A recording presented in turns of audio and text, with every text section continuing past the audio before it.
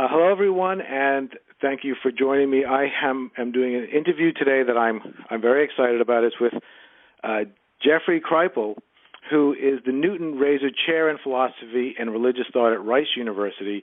He's the author of numerous books, but the two that I happen to be reading right now are Mutants and Mystics and Authors of the Impossible. So first of all, I want to thank you for joining me today and for doing this interview.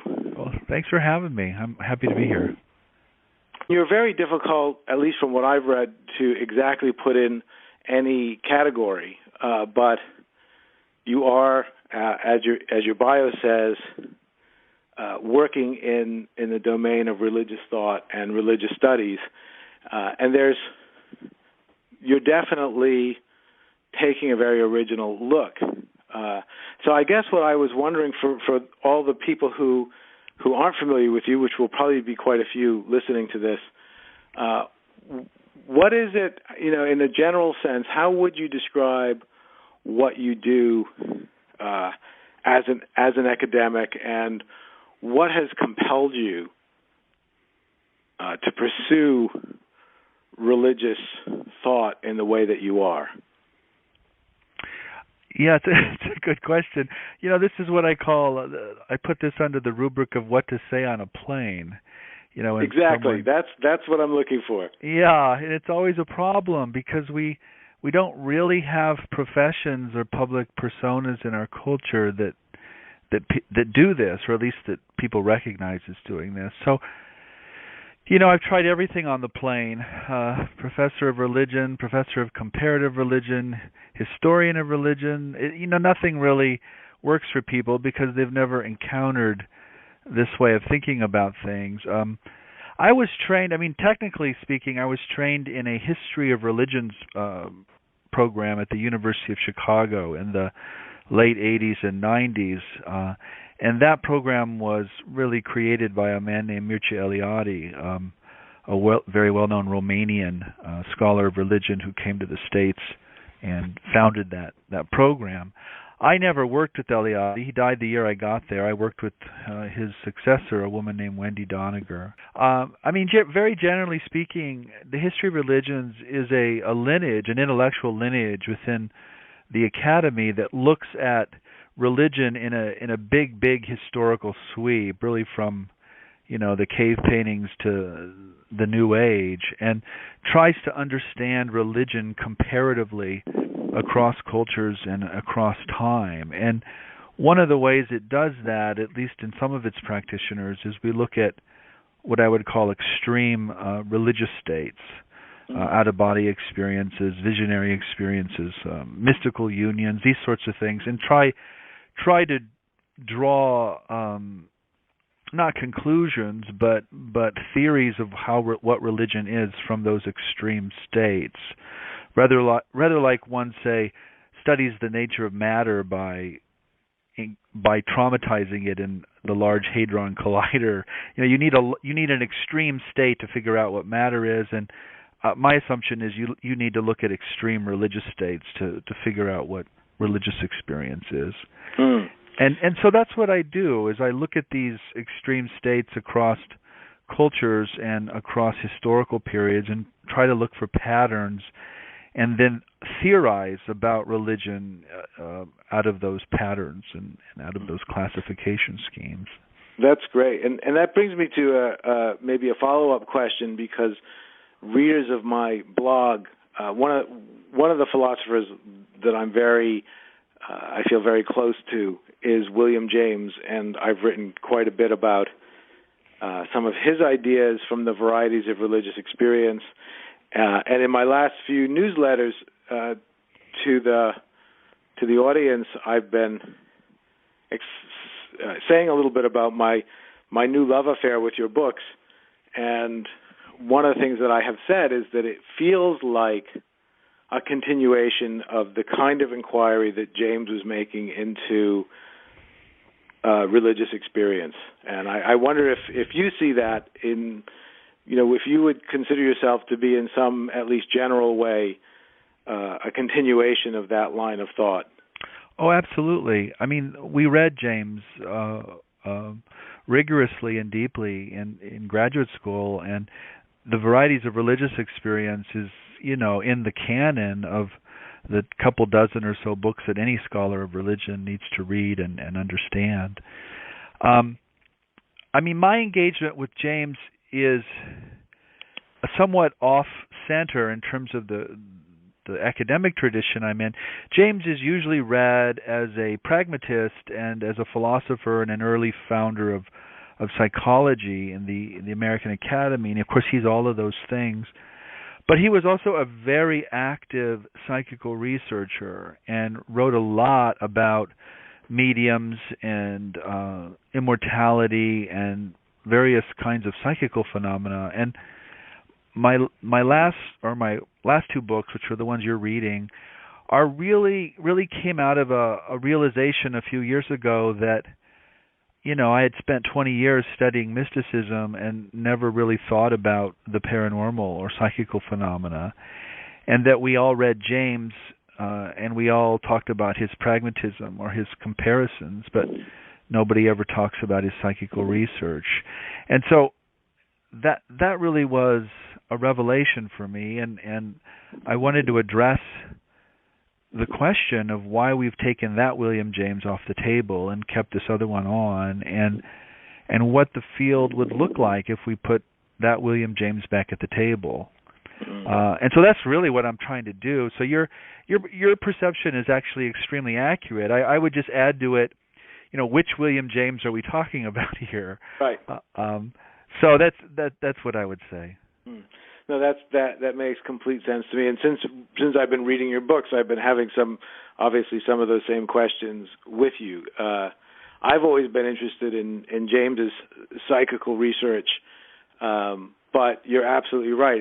The literature on that tends to be very separate from the vast majority of academic literature on James, which I just took as what you learn to accept in academia, but of obviously what you're raising questions about whether that's actually a good idea.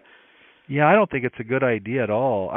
I think James's broader thought is intimately related to his psychical research. I think he philosophized and psychologized out of his psychical research and his encounters with these mediums and clairvoyants. And he essentially made the same argument I made earlier, that if you really want to study something, you have to study it in its extreme state. That's right. And that's exactly what he did in Varieties, and that's essentially what I'm trying to do today. I'm just trying to bring that conversation into our own cultural world, and so I tend to use examples from our own cultural world and not examples from the 19th or early 20th century, which of course was James's cultural world. He was doing the same thing just 100 years ago. Right, and I love that part of James's thinking. It also to me connects with the kind of thinking that Thomas Kuhn presented in his Structures of Scientific Revolutions, which my understanding of James is his view, which I think completely matches yours, is that what we tend to study, if you think of a bell curve, is the vast majority of stuff that's in the middle. But what's new and exciting is everything that's out in the very small percentages on the fringe. Right. Because that's where the things are that don't match with the dominant paradigm. And because they don't match, that already is proof that the dominant paradigm, that there's still room for it to grow. And so we should look to the fringes, because that's where the new growth is going to be found. Right. And I guess I would add two things to that observation. One is the middle of the bell curve, which we know well, we tend to focus on it because that's what's most useful. That's where we can do our engineering and our technology and the sciences and all the things that make our material existence happier and healthier. But being useful and being true are two different things. And this is where I'm not a pragmatist. I think there's a lot of things in that, on the ends of that bell curve, that are not technically useful in any pragmatic or practical sense, but nevertheless are true and add great meaning and depth to our lives if we could bring them into the middle of the bell curve. The other thing I would say is I actually am not convinced that the things on the edge of the bell curve are rare or even marginal. My gut feeling is that they're actually in the middle of the bell curve. They're extremely common. They happen all the time to all sorts of people. But we have created a culture that rigorously shames and demeans and embarrasses them, and therefore acts as a kind of filter. And so we think they're marginal and statistically anomalous, but they're actually not. They're actually a very normal, natural part of our world that we've just learned to ignore or to push to the edges, as it were. No, I think that's which we'll get into in a moment. But that's really the sense I got from the books that I'm reading of yours. The argument you're making is that these things that have been culturally characterized as fringy anomalies to the vast majority of experience are actually common, but that our current cultural constructs render them invisible. Right, that's correct. And not just invisible, but as shameful. Right. I mean, it's not that innocent. It's not just that they're invisible, it's that they're morally bad. And I mean, I see this all the time, trying to talk about these things in the public. And so I think it's worse than that, unfortunately. Right. It's like there's cultural antibodies, and these kinds of experiences are treated as if they are infections that get pushed out. That's absolutely right.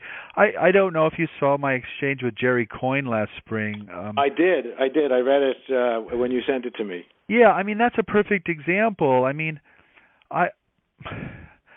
my piece was simply a call for humanists and scientists to talk and to create a public discourse that could embrace the humanities and the sciences together. And one of the arguments, of course, I made is that to understand mind, we need to take mystical experiences and psychical phenomena into account, because they're really powerful clues about what mind is. And Mr. Coyne just took that as, he called it woo-woo, and basically pathologized it in the disease language that you're making reference to. So I think that's kind of a signal or a sign of where a certain kind of conventional scientist is at, and I think that's part of the problem. I don't think science is the problem. I think a particular kind of interpretation of science is the problem. Right. And I'll just share a little about myself, because I think it'll help illuminate for you where I'm coming from. I spent the vast majority of my adult life as a very serious spiritual seeker. For most of that time living in community, seeking through spiritual practices, awakening experiences. And basically when I was quite young, I would have regular experiences, and essentially the way it happened was I would lock myself into my parents' bathroom, and I'm not sure how old I was, but it's from as early as I can remember. I would stare at my own eyes in the mirror, and then my body would seem to expand until I moved out through the roof of the house and then up so that I could see the planet below me, and then all the way to the edges of the universe.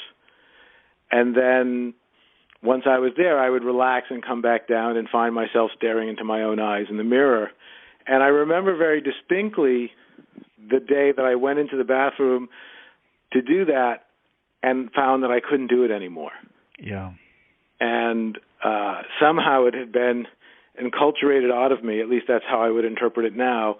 And from that, I mean, really, as a young child, I was looking for ways to recapture that experience. And I didn't have it again until I was about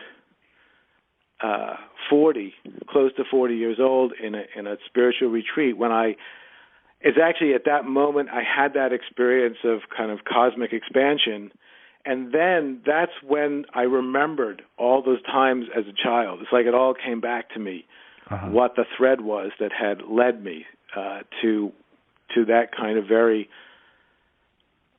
one-pointed pursuit of a kind of awakening experience. So I'm finding your work thrilling because you're helping me understand why that kind of pursuit is not really accepted in culture, and why even my own experiences of it can very easily get buried into forgetfulness. Right, and why you had to lock yourself in the bathroom in the first place, right? Sure. Right. I mean, that's sort of one key to the experience right there. That's really funny. I had never thought about that. I mean, a bathroom. Well, later, when I was pursuing it, when I was a little older, I would lock myself in my father's car. So locking myself in places was always key to feeling safe enough to let go, I guess. Yeah, yeah. That's really funny. Interesting. Those sound like beautiful experiences too. And I think I know you've just read the last two books, but I'm always trying to sell people another book. You see. Go ahead. I'm an eager reader. Okay, so my second book, called Roads of Excess, Palaces of Wisdom, was all about the mystical experiences of scholars of mysticism. And my argument, which fits beautifully into your little autobiographical piece there, is that a certain kind of intellectual, a certain kind of philosopher, a certain kind of scholar pursues the questions that she or he pursues, not out of some kind of abstract curiosity, but because of some extraordinary state or states they had been in, and they want to understand those. They want to essentially theorize them, create a worldview and a cognitive system that can include and encompass that which they knew to be the case. And inevitably they look around and there is no philosophical or cultural system that can make sense of them, and so they go about creating one. And so I think that's actually what a lot of deep philosophical and intellectual labor is about creating another worldview in which, we can make sense of these things and not just make sense of them, but nurture them and create cultural practices to catalyze or induce them again. Right. Yeah. I mean, that perfectly describes my sort of lifelong obsession, which is the pursuit of those experiences. But then the philosophical part of me is a pursuit of wanting to understand them, make meaning out of them, so that they can be lived, so that they can be nurtured, so that they can be built upon, but also so that they can be shared with others, because those sorts of experiences they can leave you feeling lonely and separate. So see, you're what I call an author of the impossible. You're trying to authorize through your writing and your interviews here a cultural world, a public cultural world in which that which we now consider to be impossible becomes possible. That's absolutely correct. Right. But to do that, you actually need a theory. We can't recognize data that we have no theory for. It just looks anomalous and odd. We can only recognize data when we have something to plug it into. And that's why it's so important to theorize these things. And again, I think that's what James was doing. And he was trying to essentially build a culture that was a lot bigger and a lot more capacious than the early scientific materialism that he was embedded in at Harvard. That's great. I mean, so you can see why I'm so enamored with your writing. Well, great. I mean, it's a mutual fan club. I mean, we're in this together, and I think a lot of people are here actually. And the books, those two books that I wrote that you mentioned, I mean, they're really mostly me channeling other people, right? I mean, I'm just collecting a bunch of people who are saying really similar things, but who don't know each other, either because they're dead or they just don't know each other. And I'm putting them into conversation and trying to say, well, actually, there is a culture developing here. There is a conversation here, and it's really powerful. We just have to see it and bring it online, as it were. Right. Absolutely.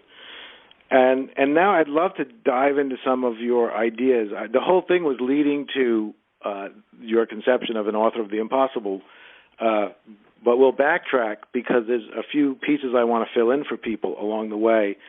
And I think, at least in my limited reading, the piece that I get very strongly is that your theory for fitting this data into really seems to rest on what I find a very exciting, a very unique vision of the relationship between consciousness and culture, which, as I read your writing, something that really resonates with me seems to be what you are proposing, which is that consciousness and culture, the inner experience of reality of the individual, and the cultural constructs that we hold, including literature and writing and many of the things that you are including in your research, those are not separate things. There's actually a continuum between those. They're part of a continuum. The experience of reality is shaped by culture, and culture is shaped by reality. And that may not sound to many people who are hearing this as a completely radical thought, but there's a way that you're going about it that I hope we can flesh out a little that I found really radical. And I can honestly tell you that since I've been reading your books, my perception of reality has been shifting. And that's great. what I love in an author's books. It's because I read their books and I start noticing, oh my God, I'm seeing what I've been reading about. I'm actually seeing the reality that you were presenting in your books. So I would love to hear you talk about that profound relationship between consciousness and culture. Right. Okay. So maybe the best way to think about that, or to introduce it, is, I've thought a lot about the humanities. I teach at a wonderful university that has a history primarily rooted in the sciences and engineering. And so I've thought a lot about the relationship between the humanities and the sciences and what the humanities are. And what I ultimately landed on is that the humanities are the study of consciousness coded in culture. In other words, what humanists do is when we study literature or a foreign culture or a language or a piece of art, we're studying a form of consciousness that has expressed itself in some kind of cultural code, whether that's a piece of material culture or a language or a piece of literature or a religion or what have you. And I think what humanists ultimately assume on some level is that reality is made up of words and stories and narrative, so we turn everything into a text. And I think, there's some wisdom there, whereas our scientific colleagues believe that reality is ultimately made of numbers, and so they turn everything into a number. And both of those, of course, are perfectly appropriate ways to approach reality, but neither one of them are complete in themselves. And so what I've been trying to do essentially is argue for the importance of the humanities and reinserting consciousness back into our knowledge practices and our order of knowledge. Because if you think about the order of knowledge today in the universities, the disciplines that are on top are those that approach reality as the most dead, and the disciplines that are on the bottom essentially approach reality as the most alive or the most conscious. So, something like physics is on the top, and something like literature or the study of religion is on the bottom, as it were. So we've and there are reasons for that, because we can manipulate seemingly dead things, and we can predict behavior, and we can build things like iPhones. I get that. But we're actually conscious creatures or conscious beings, and we've taken consciousness out of the equation. We've pretended that it doesn't exist, and we still have lots of very smart people telling us that consciousness is an illusion, that it doesn't exist in its own right. It's just a function of neurons firing in very rapid sequence. And so what I'm trying to argue is that actually consciousness does exist in its own right, and that it expresses itself through human beings who then create culture, and the culture then kind of reflects back onto these human beings. And so there's this weird loop of consciousness and culture that's set in place, both in an individual life but also through generations, and that we're constantly caught in that loop. It's like a never-ending movie that we're the characters in, but we're also the producers and the writers and the directors. And it's almost impossible to think our way out of that loopiness. But there are moments, often in an individual life, when someone becomes aware that, they're actually not in the movie, that the movie's there, but they're something else. They're the projector behind the audience or something, and whatever. Right. This is Plato's cave, right? This is not a new idea, but you can kind of update it by thinking about it as a movie theater. And so, what a lot of my recent work has been about is looking at people's experiences when they begin to realize that they're caught in these fictional reels, and that they have some capacity to rewrite the movie or rewrite the story. And so that's what I've been interested in. I think when you talk about enlightenment or liberation in sort of the Buddhist or Hindu sense, you're talking about getting out of the movie altogether. Right. And I certainly understand that and admire that, but that has not been my project. I'm not claiming enlightenment, and I'm not even particularly interested in it at this point in my career. I'm more interested in getting us to write a better movie to live in. Right. So I don't know if any of that helps, but that's an initial articulation of how I relate consciousness to culture. And I suppose the other thing I would say, which might help some of your listeners, is at least in the fields I inhabit and the colleagues I talk to, say in the study of religion or literature or philosophy or anthropology or sociology, all of these disciplines tend to reduce consciousness to culture. Mm-hmm. They're only willing to talk about consciousness as a local social construction or as a historical context. No one or very few people today are willing to talk about consciousness as consciousness. Right. That's the real verboten. That's the real taboo, is to develop a discourse that does not assume some kind of Marxist materialism. Right. And so that's what I'm trying to do. That's actually what I'm writing against. I'm not against historical contextualization or social constructionism or historiography or anything else. I just don't think those things are adequate to encompass the full scope of human experience. And I think they actually fail quite dramatically when it comes to understanding someone's paranormal experience or someone's experience of mind as mind. As opposed to some ego or some social context. Right.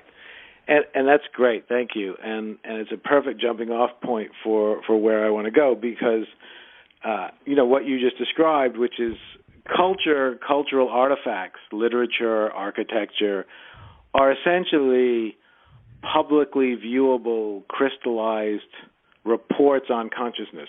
Right. And I think, at least for my listeners, that won't be too big a leap. I'm looking outside now at some buildings that were probably built in the 18th century, and you can see in the lines and in the order and the structure, you can sort of imagine the consciousness that would create such a building. And you can see that the architecture is a reflection, it's a snapshot of the consciousness that created it. What I found in your book that took me even beyond that, and I realized that in academia that's already you're already pushing the edge. But in your writing, if we use literature, which is what at least the books I was reading are focused on, I think it's clear. I think many people would be able to easily relate to the fact that the literature of any given time period is a reflection of the consciousness of that time period, at least my listeners. But what I found really where the loopiness comes in is that you were attributing a kind of almost agentic causality to the literature. That the literature was not just a report on reality. The literature was also a causal factor in the creation of reality. Right.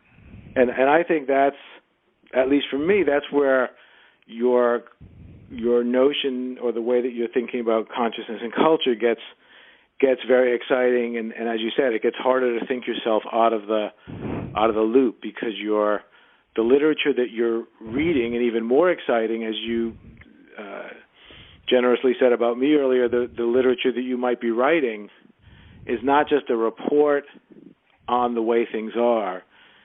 It has a causal, creative effect on the way things are. Yeah, and I would even say a magical effect.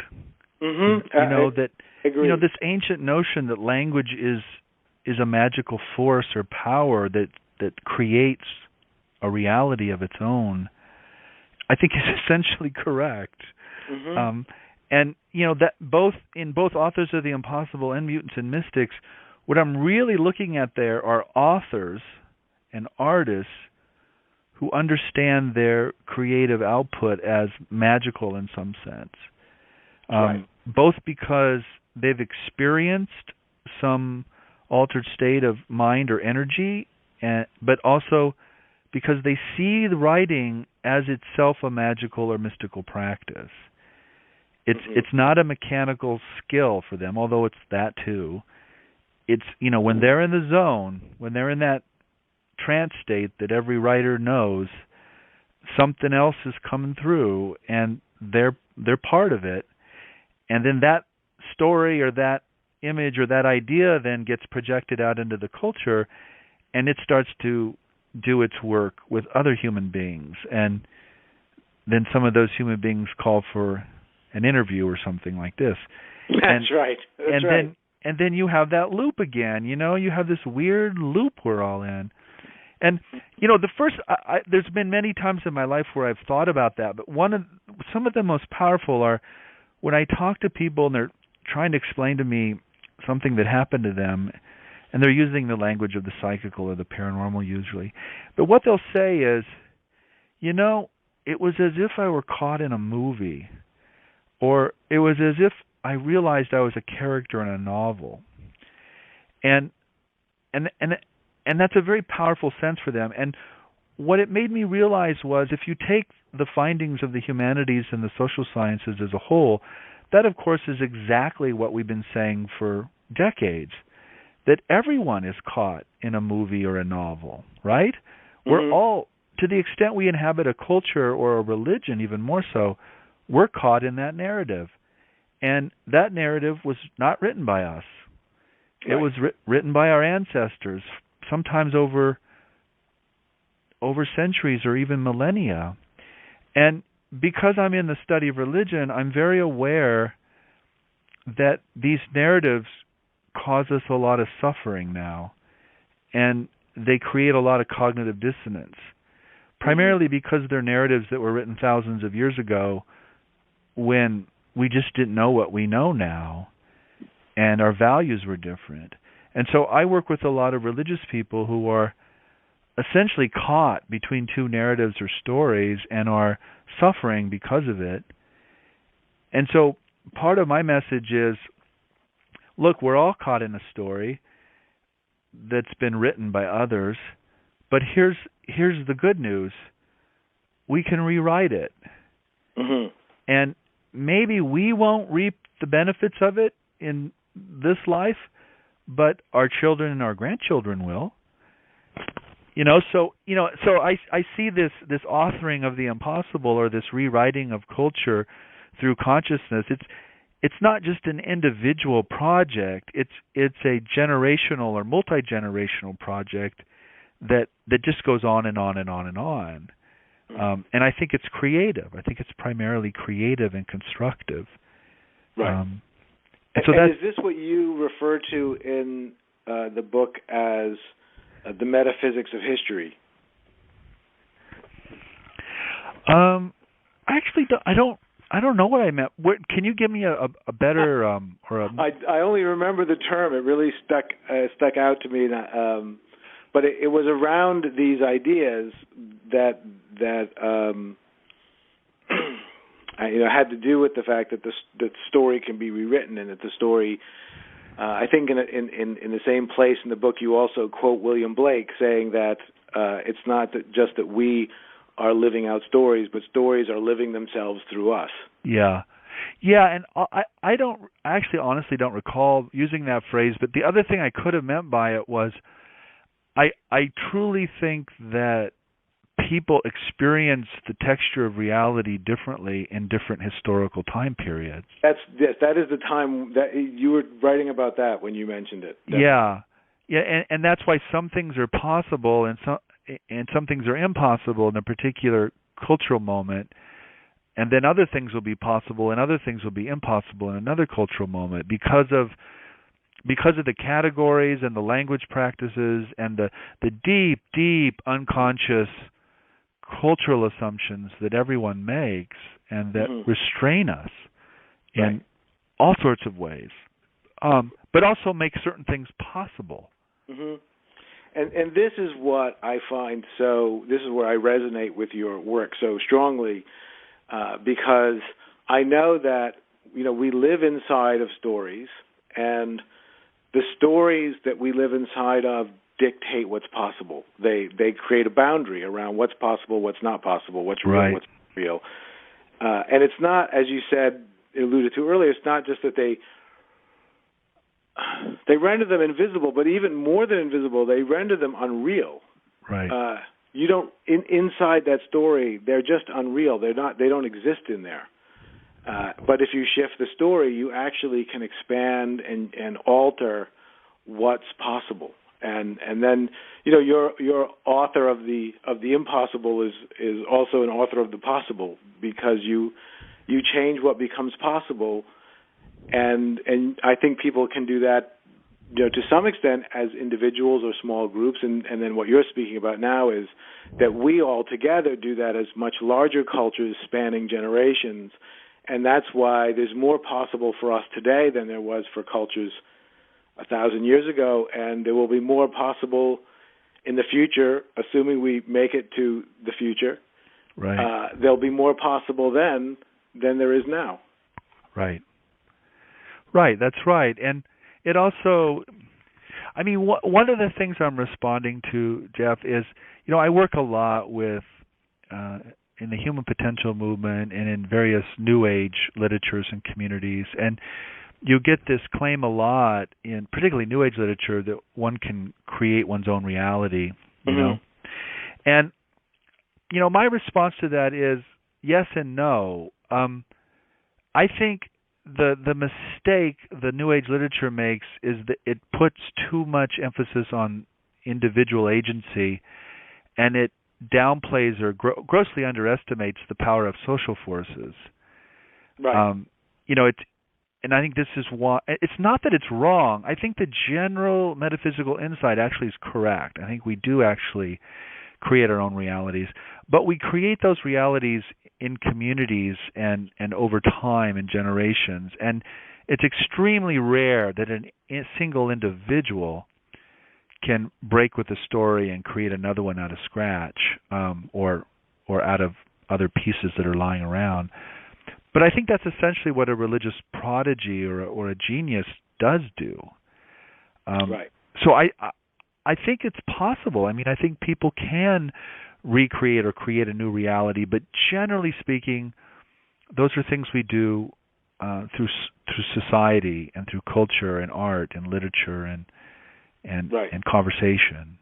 And that mirrors my experience, which is to a certain extent I can create my own reality. I can reauthor my story. But if I'm living inside of a cultural story that doesn't match mine, right, you pretty quickly hit the edges, which is why I personally wanted to live in a community of people who shared a similar story, because you could, the bigger the community that shares the story, the more the possibilities of that story come alive for everyone.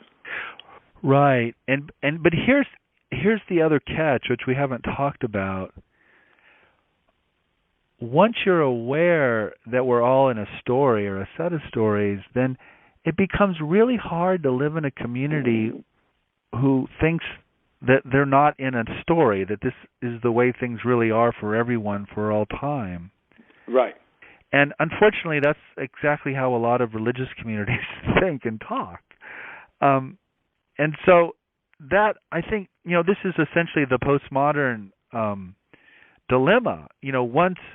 Once you're aware of the constructions, then it's really hard to convince yourself into another construction. But essentially what I'm saying is, yeah, we're all in a story. Yeah, it's all of these things are constructed, but they're constructed on something or someone, which we can call consciousness or mind. And so, I'm not, at the end of the day, I'm not advancing another kind of postmodern relativism. I accept the critique and I accept the constructivist critique, but I just would insist that there's something there that all of these things are being told on or constructed out of. Right. That's beautiful, and it brings me to what I'd like to ask you about, and this is where I'm going to just share my own intuitive interpretation of what I've read of yours that may or may not be what you intended. But sometimes you read an author's work and you get inspired with insights that you find incredibly thrilling, but you're not 100% sure it's what the author meant, but it might have been. And that is, one of the things that you write about you speak about the super story and being a comparativist. And as I was reading, the picture that started to form in my mind was that if you look at paranormal literature and experience over a sweep of history and throughout different cultures, what you begin to see is that there is a super story. There is a story. The way I have interpreted it from your writing is that there's a story about the ultimate potentials of consciousness or of humanity that exists, but it exists beyond the dimension that's currently our reality. So, in other words, I experience it as the story itself is almost like a being the existence of which extends far beyond the dimensions of reality that we as in our current form are connected to, but it passes through the dimensions that we are in, and we see evidence of it in paranormal experiences and mystical revelations, which inevitably we try to interpret within the framework of our current dimensionality. But what I thought I heard in your writing was the idea that if we look comparatively at a big enough breadth of these kinds of experiences, we will start to see the outlines of a super story about the possibilities of humanity that is passing through our dimensions. And again, I don't know if you would agree with that interpretation, but it certainly was something that has completely captured my mind, and that idea has started a process of me rethinking a lot of things that I've experienced because of seeing them not as even a linear progression of my own spiritual development, but as taken as a whole, an emergence of some kind of a super story that is passing through the current dimensions of my life. I think that's a beautiful way of putting it, Jeff. You're channeling a bit of Charles Fort there, who saw, and the way I would translate that is comparison, if it's done robustly and rigorously enough, becomes a kind of awakening, because you're no longer identified with just your local set of truths or your local consciousness coded in whatever forms it's coded in. You start to see these much bigger patterns, and so reality starts to shift for you because your gestalt is way, way, way bigger. And so, I see comparison as, almost a kind of occult practice. It has the potential to open us up to entirely new perspectives. But it itself, of course, has been resisted along with all these other ideas over the last 30, 40 years. Comparison, at least in my field, comparison has been out for about 30 years. And the emphasis has been on the local and the historical and the constructed. Right. And so again, I'm trying to write against that, or at least write through it. I understand the critique of the earlier comparative methods, but I'm trying to offer something that's more sophisticated. I don't know about you. One of the things I say a lot is, particularly to my colleagues in the humanities, is I'll get up for a lecture at a university somewhere, and I'll say, I've been in this biz 25 years now, and I think I've finally figured out what the ultimate criterion of truth is in the humanities. And then I say, well, that ultimate criterion is it must be depressing. And the truth has to be depressing. If you say something that ultimately reduces human experience to a power play or an economic strategy or some kind of oppressive or repressive social system, then you're cool, you're an intellectual. Right. But if you say something that's actually positive or ecstatic or, God forbid, transcendent, then you're a dilettante, or you're not serious, or you're new agey, or you're, as Mr. Coyne called me, you're woo-woo. So for some reason, intellectuals have decided to be depressing, but not only very recently. Again, you read somebody like William James 100 years ago, it's not depressing. It's actually quite expansive and capacious. It's only recently we've decided to shrink the human being down to, now neurons or cognitive templates. We've become a walking biological computer, a kind of zombie, and I just think that's wrong. And I guess that's where you and your colleague Timothy Morton have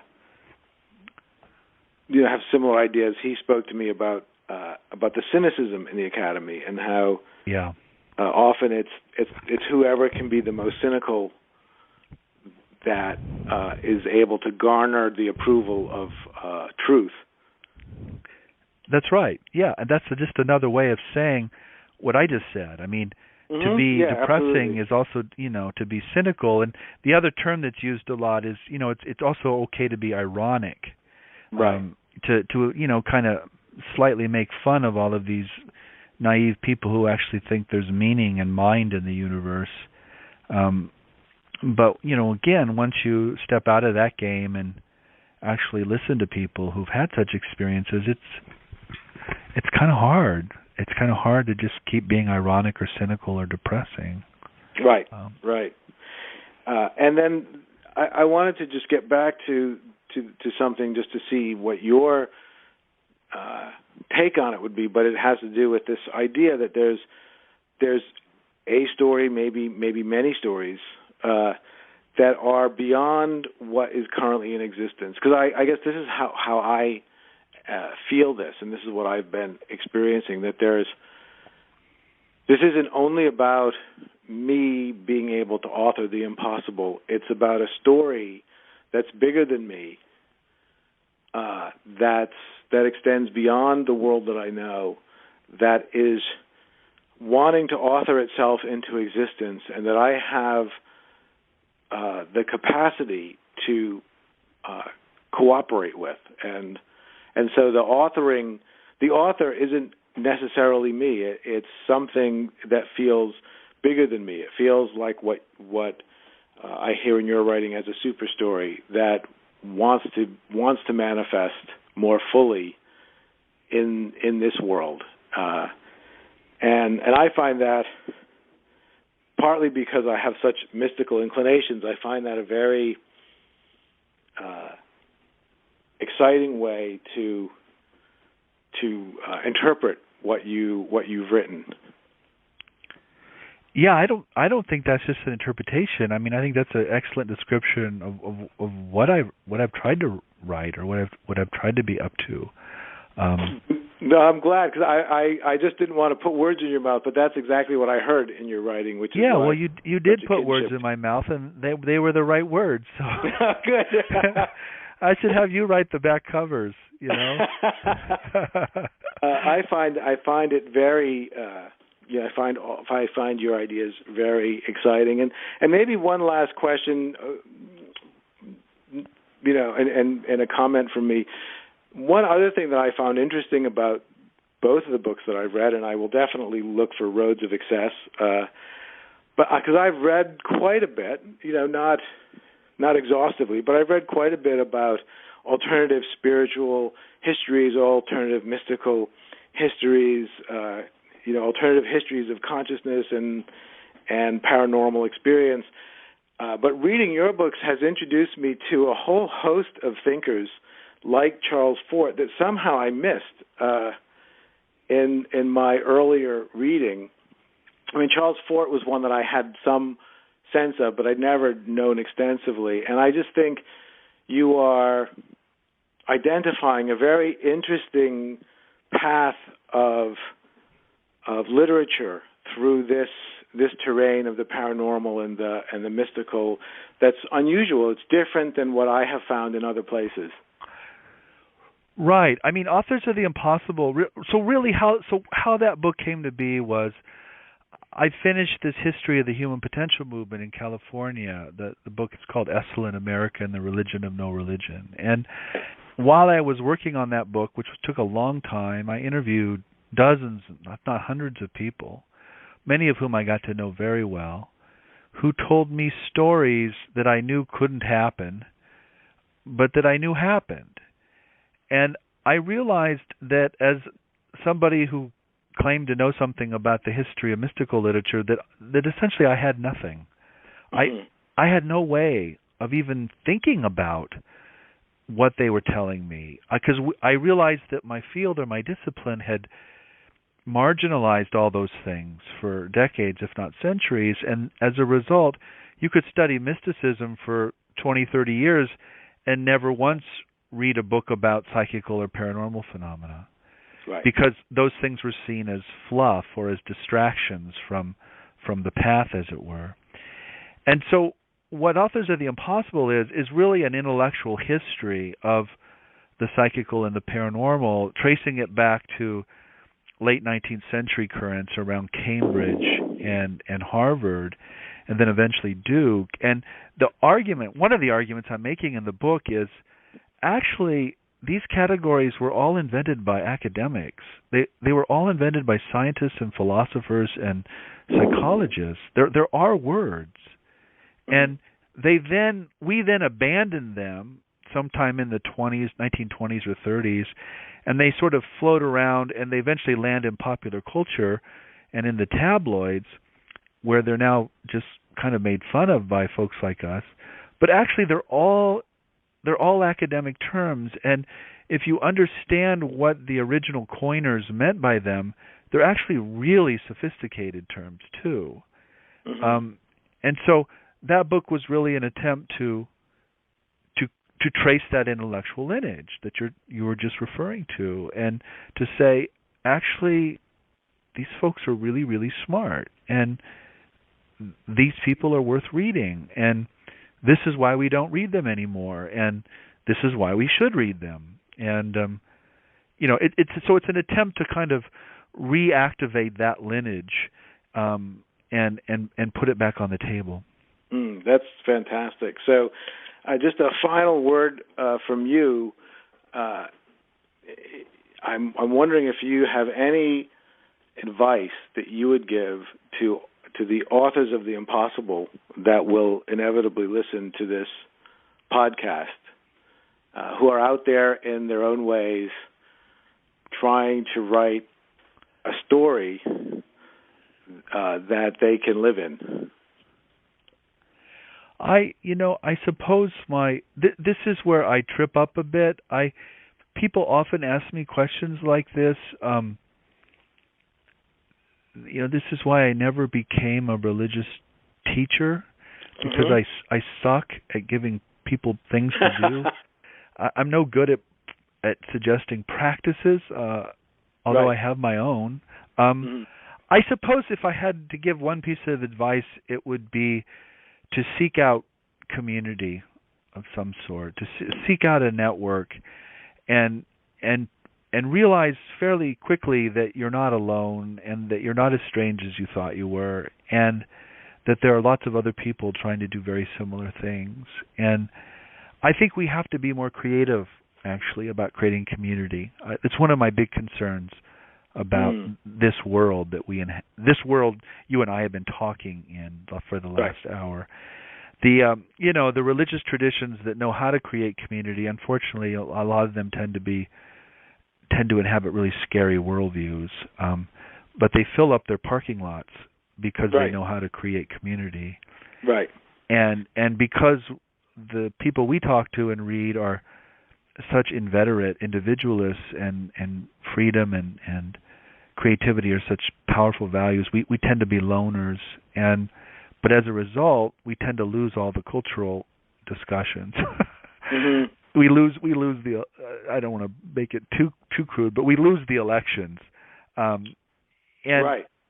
just think I think there's more of us than we think. In fact, actually, I think most of the American culture under the age of 30 is somewhere in this zone, and looking for guidance, looking for people to articulate the worldview, and I think that's what we should be trying to do.